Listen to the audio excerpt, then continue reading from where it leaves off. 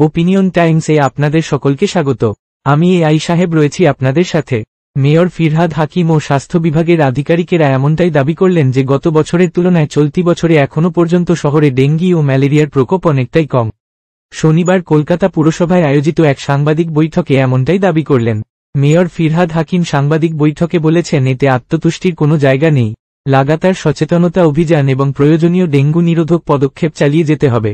মেয়রের কথার সুর ধরেই স্বাস্থ্য বিভাগের এক আধিকারিক দাবি করেন, গত বছর এই সময়ে কলকাতায় ডেঙ্গি আক্রান্তের সংখ্যা ছিল 220, কিন্তু গত 14 জুলাই পর্যন্ত আসা রিপোর্টে সেই সংখ্যা 146। তাই কলকাতা পুরসভার দাবি, গত বছরের তুলনায় এখনও ডেঙ্গি আক্রান্তের সংখ্যা প্রায় 37% কম। ম্যালেরিয়ার ক্ষেত্রে পরিস্থিতি আরও উন্নত বলেই দাবি করা হয়েছে। গত বছর জুলাই মাস পর্যন্ত কলকাতায় ম্যালেরিয়ায় আক্রান্তের সংখ্যা ছিল 2002 জন। এবছর 14 জুলাই পর্যন্ত ম্যালেরিয়ায় আক্রান্তের সংখ্যা 863 জন। এক পুর আধিকারিকের কথায়, শুধু পুরসভাকেই দায়িত্ব পালন করলে হবে না। কলকাতার বাসিন্দারা যতক্ষণ সচেতন হবেন না, ততক্ষণ ডেঙ্গি বা ম্যালেরিয়ার মতো রোগ পুরোপুরি আটকানো যাবে না।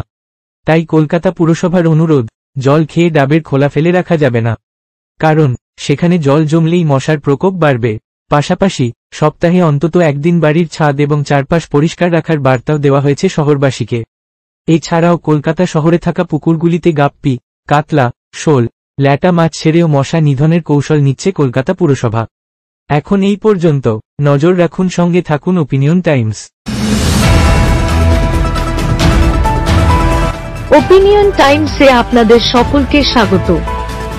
পশ্চিমবঙ্গে এই প্রথম বাংলা নিউজ পোর্টাল। আমি এআই দিয়াসিনী, আর আমার সাথে আছে আমি এআই আদিত্য।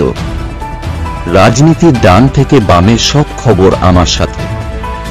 আমি এআই ঐশানী।